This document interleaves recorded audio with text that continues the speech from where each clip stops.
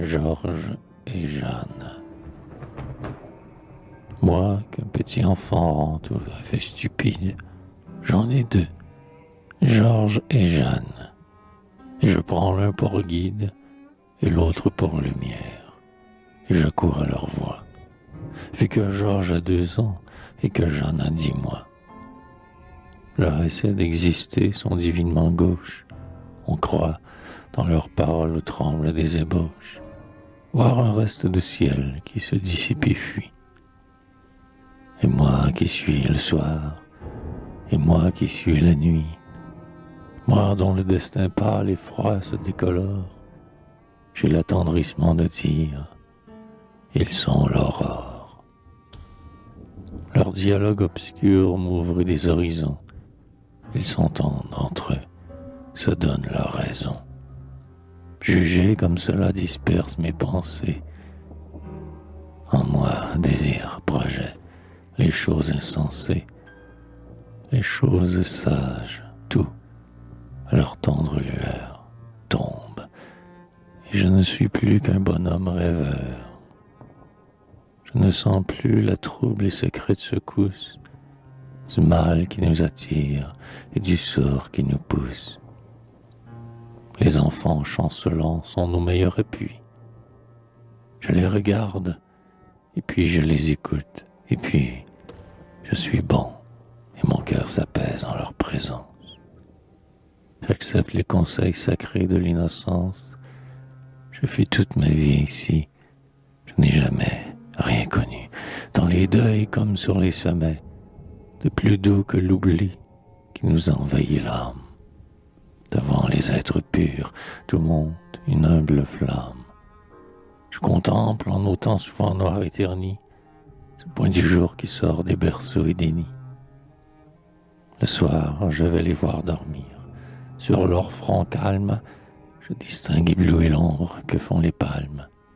Et comme une clarté d'étoiles à son lever, et je me dis, à quoi peuvent-ils donc rêver? Georges songe au gâteau, aux beaux jouets étranges, aux chiens, aux coqs, aux chats, et Jeanne pense aux anges. Puis au réveil, leurs yeux s'ouvrent pleins de rayons.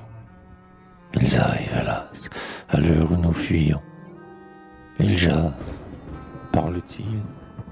Oui, comme la fleur parle, à la source des bois, comme leur père Charles, enfant, parlait jadis à leur tante Dédé. Comme je vous parlais, de soleil inondé, ô mes frères, au temps où mon père, jeune homme, nous regardait jouer dans la caserne, à Rome, à cheval sur sa grande épée, et tout petit. Jeanne qui dans les yeux a le myosotis, et qui, pour saisir l'ombre en trouvrant ses doigts frêles, n'a presque pas de bras ayant encore des ailes. Jeanne harangue avec des chants flottants mous. Georges beau comme un dieu qui serait un marmot. Ce n'est pas la parole au ciel bleu, c'est le verbe. C'est la langue infinie, innocente et superbe, que soupirent les vents, les forêts et les flots. Les pilotes Jason, Palinure et Typlos entendent la sirène avec cette voix douce murmurer l'hymne obscur que l'eau profonde émousse.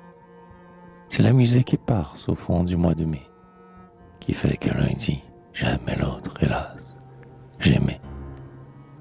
C'est le langage vague et lumineux des êtres nouveau-nés que la vie attire à ses fenêtres et qui, devant avril éperdu, hésitant, bourdonne à la vitre immense du printemps. Ces mots mystérieux que Jeanne dit à Georges, c'est l'idylle du cygne avec le rouge-gorge.